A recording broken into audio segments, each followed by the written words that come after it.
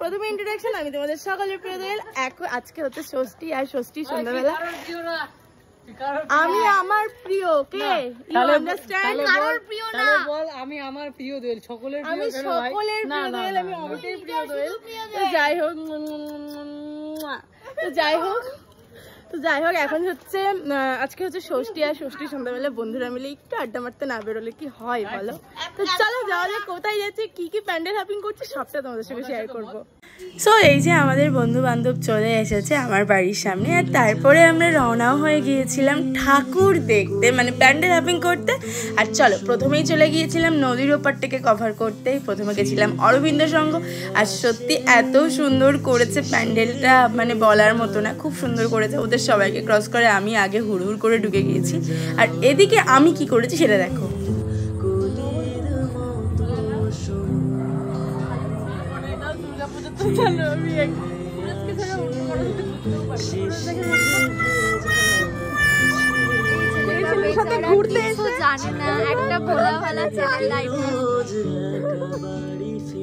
আর দেখো ঠাকুরটা ছিল কিন্তু 20 ফুটের, এত সুন্দর করেছে, আর কি নিখুঁত কাজ, এত কিউট ঠাকুরটা যে বলার মতো না। আর এ হচ্ছে সেই পাবলিক যারা প্যান্ডেলে ঢুকেই প্রথমে টেবিল ফ্যানের সামনে গিয়ে দাঁড়ায়। ওই যে সেই বঙ্গাইয়ের একটা ভিডিও করেছিল মনে আছে, এরা হচ্ছে সেই পাবলিক।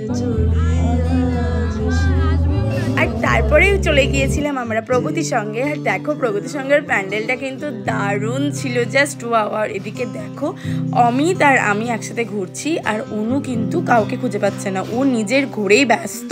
তো যাই হোক আমি আর অমিত মিলে অনুকে ট্রোল করছিলাম আর কি, যেটা হয় বন্ধু বান্ধব একসাথে বেরোলে। তো চলো প্যান্ডেলটা তোমাদেরকে একটু দেখিয়ে দিই।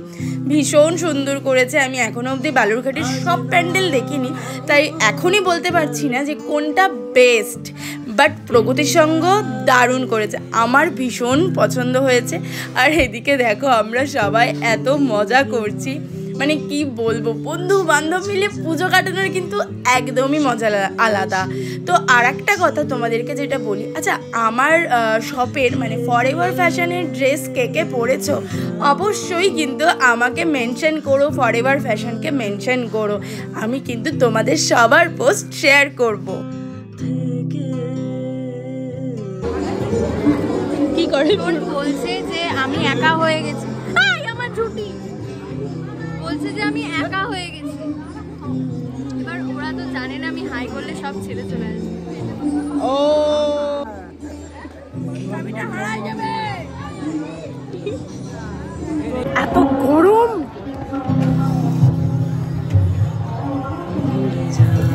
ঘেমে পুরো ঝোল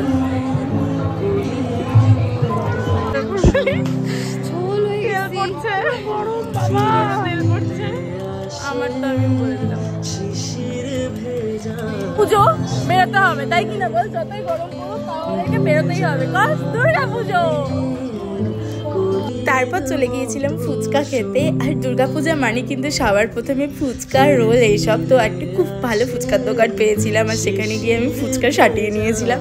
আর সত্যি ফুচকাটা এত টেস্টি ছিল যে কি বলবো। আর মানে দুর্গাপূজা ছাড়া ফুচকা অসম্পূর্ণ, আর ফুচকা ছাড়া কিন্তু দুর্গাপূজা অসম্পূর্ণ, এটা হচ্ছে আসল কথা। আর তারপরে চলে গেছিলাম আরও কয়েকটা ঠাকুর দেখতে, চলো দেখে নেই কী কী ঠাকুর দেখেছি।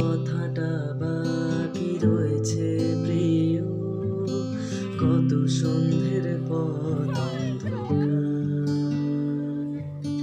হেঁটে চলি আজ সে পথ ধরে, যে পথে আমার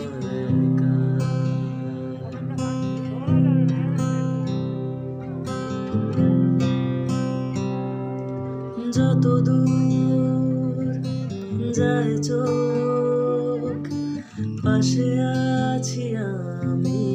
আর এই ঠাকুরটা ছিল হচ্ছে রথতলা ক্লাবের। প্রতিটা প্যান্ডেল, প্রতিটা ঠাকুর এত নিখুঁতভাবে কাজ করা, মানে সত্যি শিল্প হয়তো একেই বলে। প্রতিটা কাজ এত নিখুঁতভাবে করা যে বলার ভাষা হারিয়ে ফেলেছি। আর এই ঠাকুরটা যে অলংকারটা পরে রয়েছে সেটা কিন্তু আমাদের বালুরঘাটেরই একজন শিল্পীর কাজ। সত্যিই দেখে অবাক লাগছে যে এত নিখুঁত কাজ, আবার তারই হাতের তৈরি গয়না আমাদেরই বালুরঘাটের এক মা পরে রয়েছে।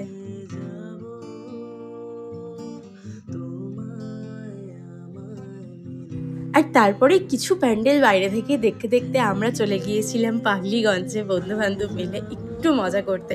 আর পাগলিগঞ্জে গিয়ে দেখি যে ওখানে পরপর দুটো পুজো হচ্ছে আর সেখানে বাউল হচ্ছে। আর সেই বাউল গানে আমাদের বন্ধুবান্ধব যখন একসাথে তখন তো আমরা নাচানাচি করবোই, এরকম পাগলের মতন গলা ফাটিয়ে চিৎকার তো করবোই।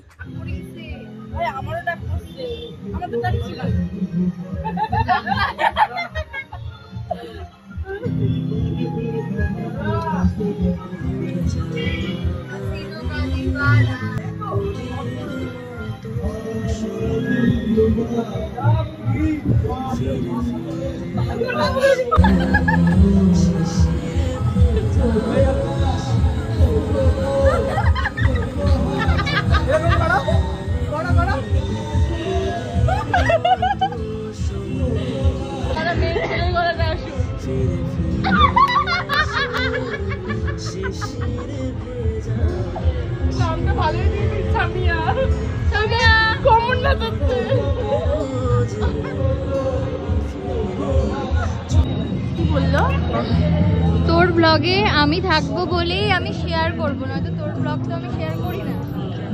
আমি থাকলেই আমি শেয়ার করি, আমি ফালতু ফালতু ওকে কেন।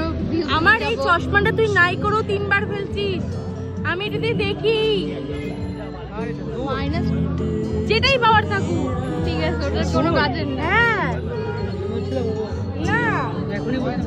এরকম আজকে ও লেন্স কার্টের চশমা ইউজ করে, আমি গুচির চশমা কিনবো।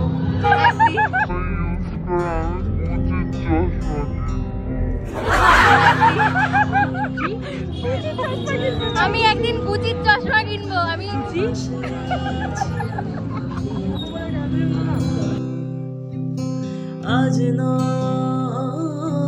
যাই হোক, প্রচুর মজা করে রাত 12:30 1টায় আমরা বাড়ি ঢুকেছি। আজকের মতন টাটা, দেখা হচ্ছে নেক্সট ভিডিওতে।